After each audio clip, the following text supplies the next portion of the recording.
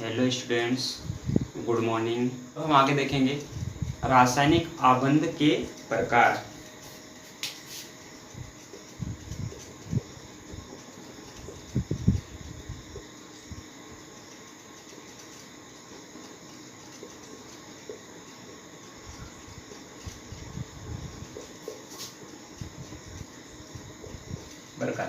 रासायनिक आबंध के प्रकार की बात करें तो ये जो होते हैं दो तरह के पढ़ते हैं हम यहाँ पर।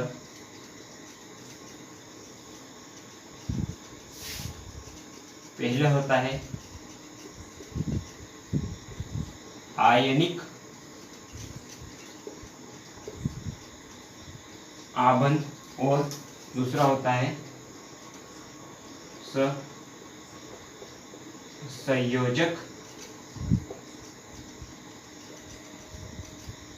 आबंध। और हम यहाँ पर आगे देखते हैं सहसंयोजक के भी 3 प्रकार होते हैं। जैसे पहला होता है एकल सहसंयोजक,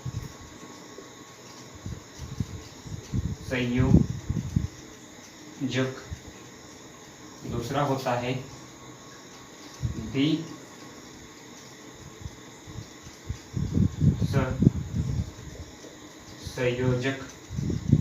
और तीसरा होता है त्रिसंयोजक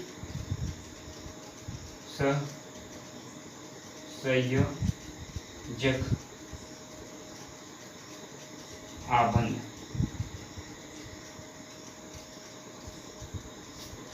अब हम यहाँ पर एक एक कर समझते हैं कि आयनिक आबंध किसे कहते हैं।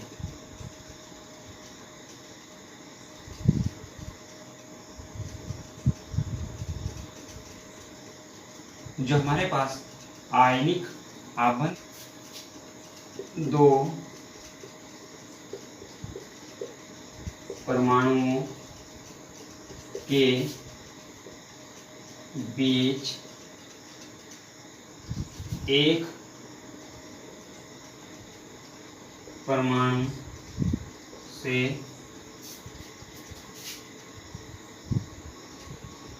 दूसरे परमाणु में एक से अधिक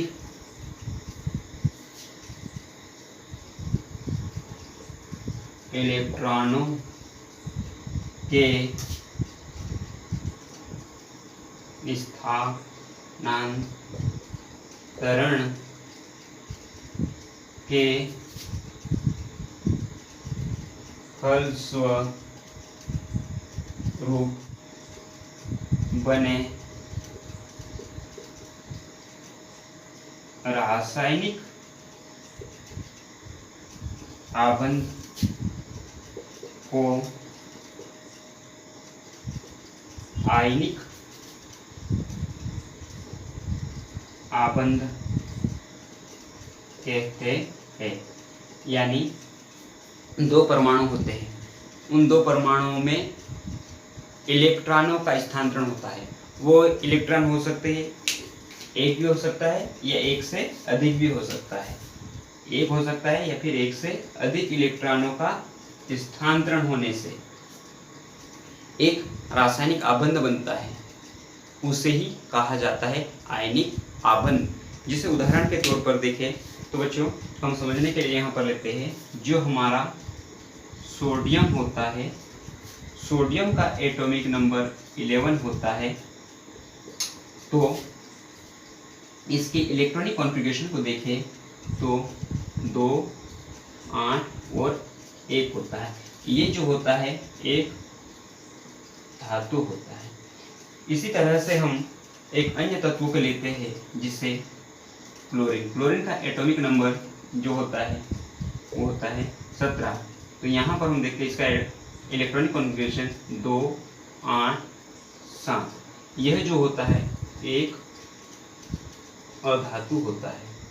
अब हमने यहाँ पर देखा कि जो धातु है सोडियम और जो अधातु है क्लोरीन, यह अपने अष्टक प्राप्त करने के लिए, यानी अपने आप को स्टेबल प्राप्त करने के लिए ये अपना एक इलेक्ट्रॉन किसी अन्य तत्व को देना चाहेगा, और ये जो होता है ये अपना अष्टक पूर्ण करने के लिए किसी और से एक इलेक्ट्रॉन लेना चाहेगा। जैसे यहाँ पर हम देखते हैं कि जो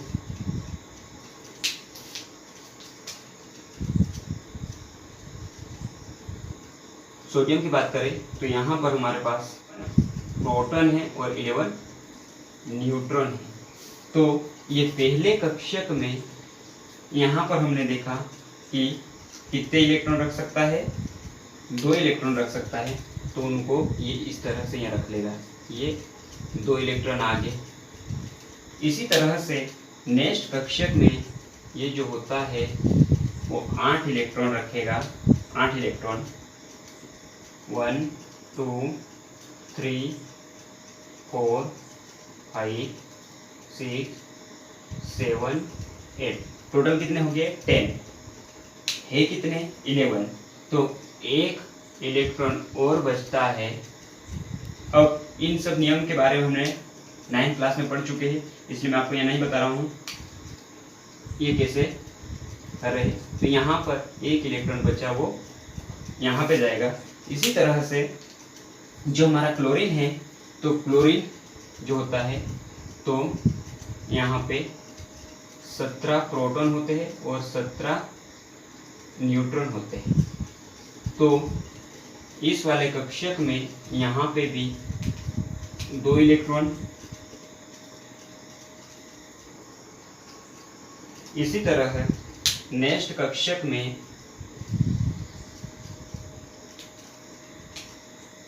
1 2 3 4 5 6 7 8 और 7 इलेक्ट्रॉन शेष बच गए हैं, तो उसे हम यहाँ भरेंगे 1 2 3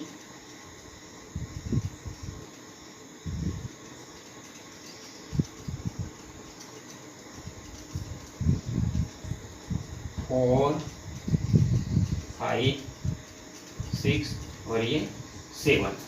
अब क्या होगा बच्चों, ये जो होता है वह अपना एक इलेक्ट्रॉन त्याग देता है।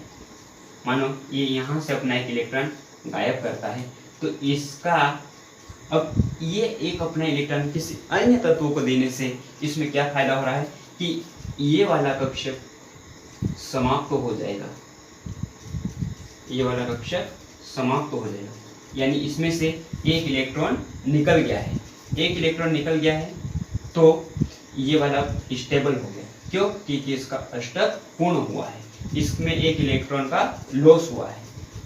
तो किस तरह से हुआ, देखो बच्चों यहाँ पर ऐसा हुआ कि ये जो सोडियम था, इस सोडियम में से अपना पहले 2 8 1, यानी इसका एटॉमिक ये आपका क्या था, इलेक्ट्रॉनिक कॉन्फ़िगरेशन था। तो यहाँ पर ये जो बचा वो 2 और 8 बचा, एक इलेक्ट्रॉन त्याग कर ये धनायन बना देता है। यहाँ से एक इलेक्ट्रॉन गायब हुआ, तो इसके पास बचा कितना, 10 इलेक्ट्रॉन बचे। इसी तरह से यहाँ से जो इलेक्ट्रॉन गायब हुआ वह क्लोरीन उसको ले लेता है, कौन लेता है, क्लोरीन। तो ये हमारे पास 7 है, 7 में एक और जुड़ जाएगा, टोटल कितने हो गए, टोटल यहाँ पर हो गए हमारे पास 8। तो यहाँ पर यहाँ से जो इलेक्ट्रॉन गया वो यहाँ आ जाएगा, तो इसका अष्टक पूर्ण हो जाएगा। यानी पहले 7 इलेक्ट्रॉन थे, उसको ऑक्टेट कंप्लीट करने के लिए कितने इलेक्ट्रॉन की आवश्यकता पड़ी, 1 की। वो किससे लिया, धातु से। धातु कौन था, सोडियम। तो इसका अष्टक पूर्ण हो गया, तो इसका भी काम बन गया, इसका भी काम बन गया। यानी दोनों आपस में क्या किया, स्थानांतरण किया। काय का स्थानांतरण किया, इलेक्ट्रॉनों, उस एक ने दिया और एक दूसरे ने लिया। तो देने का काम किसने किया, देने की प्रवृत्ति जो होती है धातुओं में होती है, और लेने की प्रवृत्ति जो होती है अधातु में, तो धातु ने ग्रहण किया। तो यहाँ पर इस तरह से हुआ कि जो क्लोरीन था, क्लोरीन का एटॉमिक नंबर होता है 17। तो यहाँ पर 287 पहले था, पर जैसे इसने एक इलेक्ट्रॉन ग्रहण किया तो इसके पास हो गया है क्लोरीन नेगेटिव, और ये जो हो गया 288 बन गया। तो इस तरह से यहाँ पे हम देखते हैं कि इस इलेक्ट्रॉन से ये इलेक्ट्रॉन गायब हो गया। तो यहाँ पर हमने देखा कि Na+Cl, यानी ये Na और ये Cl, Na+Cl मिलाकर ये हमारे पास बनता है NaCl। तो यहाँ पर एक आयनिक बंध बनता है।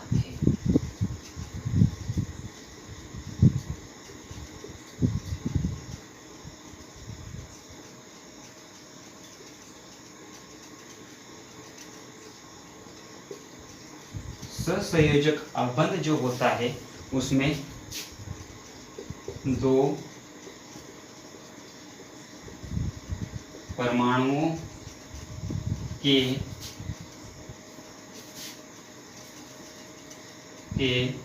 बीच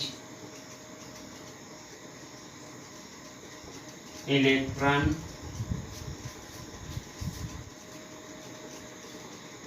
एक युग्म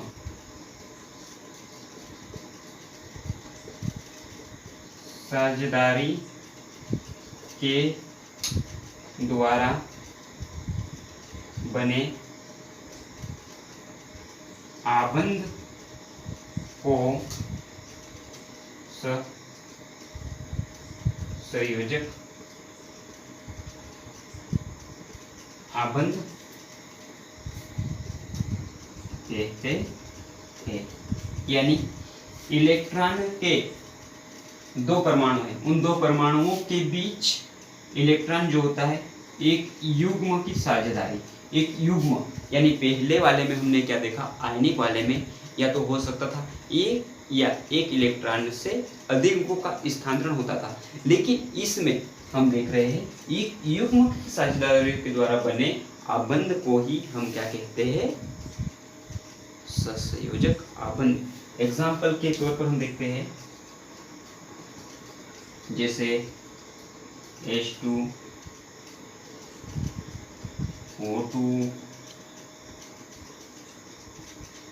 N2 CO2 CH4, इस तरह से ये एग्जाम्पल देखें। अब इसमें से कौन कौन से एग्जाम्पल एकल सहसंयोजक आबंध बनाते हैं, कौन से द्विसहसंयोजक आबंध बनाते हैं, कौन से त्रिसहसंयोजक आबंध बनाते हैं। एकल सहसंयोजक आबंध, एकल सहसंयोजक आबंध जो होता है उसमें उदाहरण के तौर पर हम लेते हैं H2। तो यहाँ पर हाइड्रोजन जो होता है, हाइड्रोजन का परमाणु क्रमांक जो होता है वो होता है 1। हाइड्रोजन का परमाणु क्रमांक होता है 1। तो उसमें हम देखते हैं कि उसमें जो इलेक्ट्रॉन जो होता है वो है 1। इसी तरह से हम यहाँ पर दो हाइड्रोजन है तो एक हाइड्रोजन दूसरा लेते हैं तो उसका भी इलेक्ट्रॉन जो है 1। अब क्या होता है कि यहाँ पर हम देखते हैं कि यहाँ अगर यहाँ पर 1 प्रोटॉन है और 1 न्यूट्रॉन है, तो ये जो है अपने आप को स्टेबल पाने के लिए इसके पास तो पहले कितना है, 1 इलेक्ट्रॉन है। तो यहाँ पर अपने आप को स्टेबल प्राप्त करने के लिए कितने इलेक्ट्रॉन की आवश्यकता है, 1 इलेक्ट्रॉन और चाहिए, तो अपने साथी से 1 इलेक्ट्रॉन ले लेता है। यानी कहने का मतलब ये होता है कि इससे इसने इलेक्ट्रॉन लेकर अपना स्टेबल प्राप्त कर लिया। अब हम यहाँ पर ये देखते हैं कि ये जो है इस तरह से काम किया, इसने इसके लिए काम किया, इसने इसके लिए काम किया। तो बच्चों यहाँ पर ये बात हुई कि ये जो है इसने न अपना इलेक्ट्रॉन इस हाइड्रोजन को पूरी तरह से दे दिया और इस हाइड्रोजन ने अपना इलेक्ट्रॉन इस हाइड्रोजन को पूरी तरह से दे दिया। यानी इनका कहने का मतलब ये है कि दोनों ने साझेदारी करी है, संयोजक किया है। कैसे कि जब इसकी जरूरत पड़ी तो इधर की ओर शिफ्ट होगा और इसकी जरूरत पड़ी तो इधर की, यानी एक दूसरे का काम निकाला इन्होंने। इसी तरह से इनने क्या कैसे किया, H ये इस तरह से एक बॉन्ड बना लेते हैं। तो यही कहलाता है सहसंयोजक बंध, एकल सहसंयोजक बंध। अब हम देखते हैं हमारा जो है द्विसहसंयोजक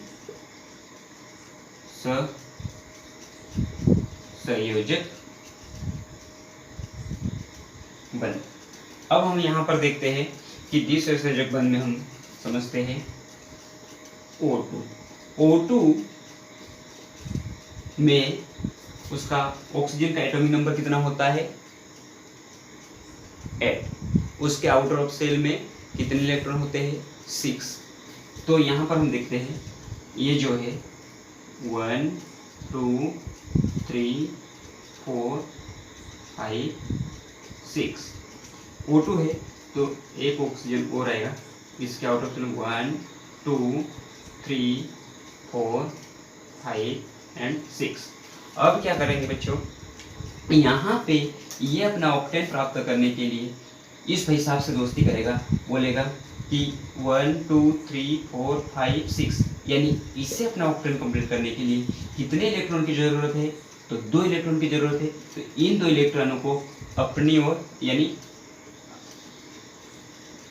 इसको अपनी ओर ले लेगा। तो फिर इसने कहा कि ये भी अपना ऑक्टेन कंप्लीट करने के लिए क्या बोलेगा कि इसके 1 2 3 4 5 6, इसके पास कितने हैं, 6। तो ये भी इससे 2 इलेक्ट्रॉन ले लेता है। तो यहाँ पर ये इस तरह से काम करेगा, ये यानी इस तरह से ये भी डबल बॉन्ड बना लेते थे। ऐसा क्यों हो रहा, क्योंकि इसने एक इलेक्ट्रॉन लिया था, इन्होंने दो इलेक्ट्रॉन का सजेस्ट किया। इस प्रकार से हम नेक्स्ट एग्जांपल और देखते हैं।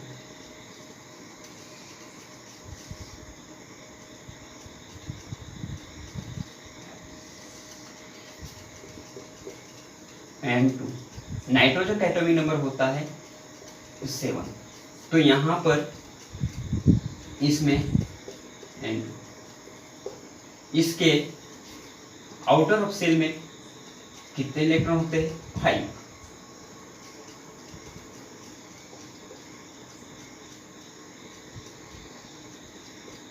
ये 5 हो गए, 1 2 3 4 5। इस तरह से एक नाइट्रोजन और 1 2 3 4 और ये 5। अब इसे अपना ऑक्टेन कंप्लीट करने कितने इलेक्ट्रॉन की जरूरत है, 1 2 3 4 5। ऐड होने के लिए कितने इलेक्ट्रॉन की आवश्यकता है, 3 की। तो यहाँ से ये अपने साथी से 3 इलेक्ट्रॉन ले लेता है। इसी तरह से इससे अपने ऑक्टेन कंप्लीट करने के लिए कितने इलेक्ट्रॉन की आवश्यकता है, 1 2 3 4 5 है। तो 6 की इससे भी जरूरत है, तो ये इससे भी अपने इलेक्ट्रॉन ले लेता है। तो इसको हम, ये वाला जो होता है वो होता है ट्रिपल बॉन्ड बना लेता है, ये ट्रिपल बॉन्ड बनाता है। पहला गुण देखते हैं कि जो सहसंयोजक आबंध बनाने वाले यौगिकों के गुण पढ़ रहे, तो उसमें सबसे पहला गुण होता है कि सहसंयोजक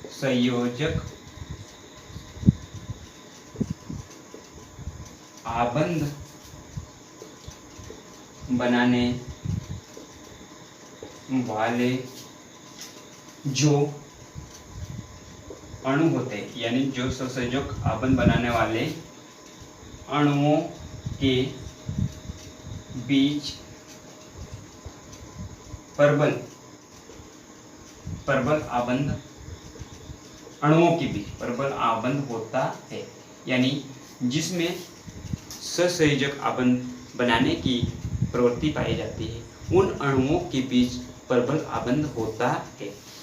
दूसरे गुण की बात करते हैं तो इसमें हम देखते हैं कि इनमें परबल अंतराणु बल कम होता है। इनमें परबल अंतराणु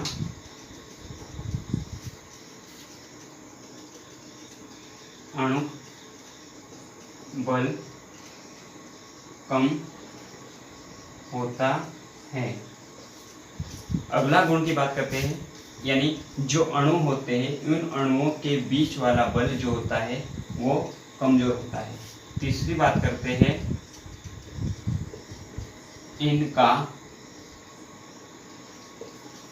क्वथनांक एवं गलनांक कम होता है। अगले गुण की बात करते हैं, ये यौगिक सामान्यतः विद्युत के